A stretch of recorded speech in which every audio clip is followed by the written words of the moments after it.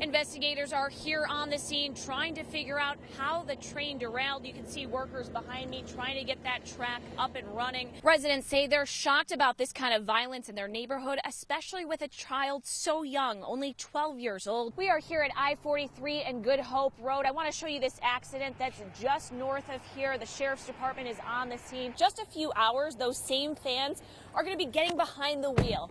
Many of them are going to be drunk, but when it comes to drunk driving, police say they have no sympathy.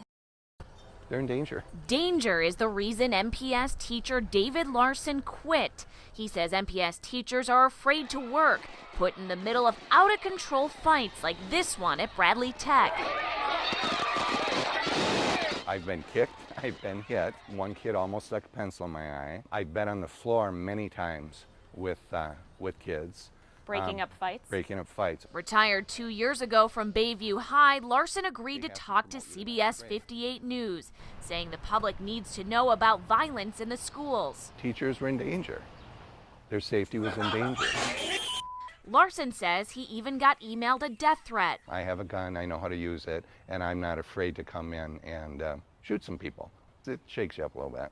Police records dating back to 2011 back up Larson's claims. We found at least 25 teacher and staff complaints of being either hurt or threatened by students at Milwaukee public schools. Like this teacher who complained of being punched in the chest, a school safety officer choked by a student, gang fights in the hallway, and even Larson's police report filed after a student swung at him but hit the assistant principal instead. Bayview students like Giovanni Hernandez have witnessed the violence. So what happens when a teacher tries to break up a fight?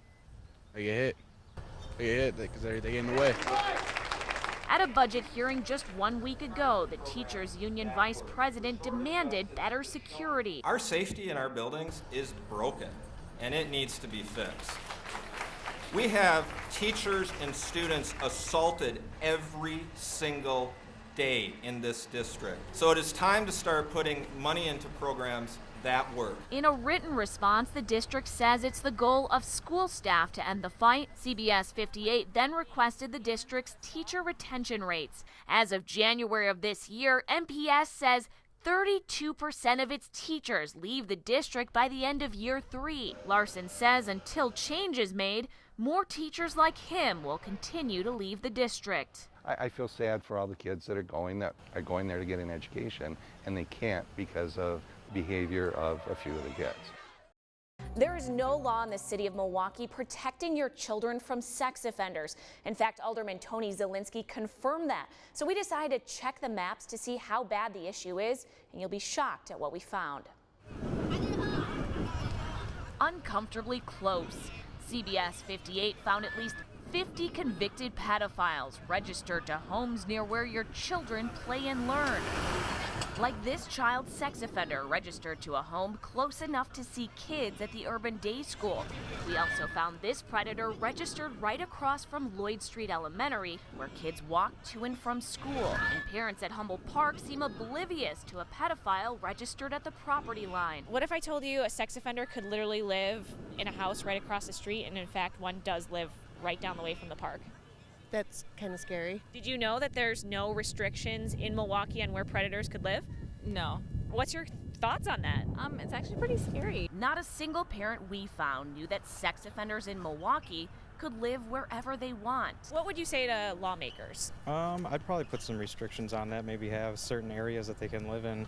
Obviously, not anywhere close to a school or playgrounds. While it may seem obvious to this parent, in 2007, records show the city commission voted down a proposal to require sex offenders to live 2,000 feet from schools, parks, and daycare centers, and CBS 58 wanted to know why. They can live across the street from this play area over here. They can live any place in the city of Milwaukee. Alderman Tony Zielinski introduced the ordinance to restrict sex offenders and is still angry that it flopped. Why did it get voted down?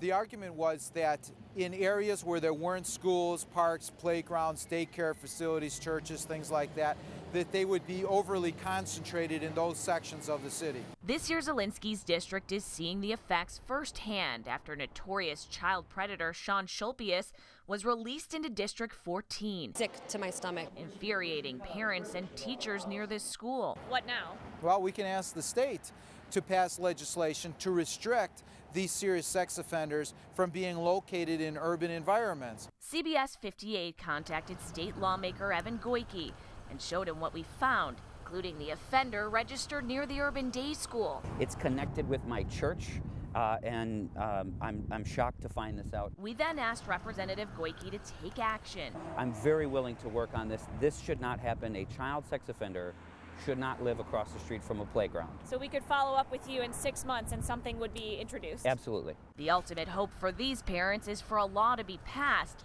and to keep the innocent just that. Because I don't want nothing to happen to my children. So, I mean, you never know nowadays. It could be anybody. Bottom line is there's no law restricting sex offenders, and we plan to keep up with lawmakers to make sure that changes. Now, as for surrounding communities, most do have a law on the books. To the west, the city of Waukesha requires offenders to live 750 feet away from schools and parks. South Milwaukee's ordinance requires offenders to live 1,000 feet away from schools and parks. As for Shorewood, it also does not have an ordinance on its books.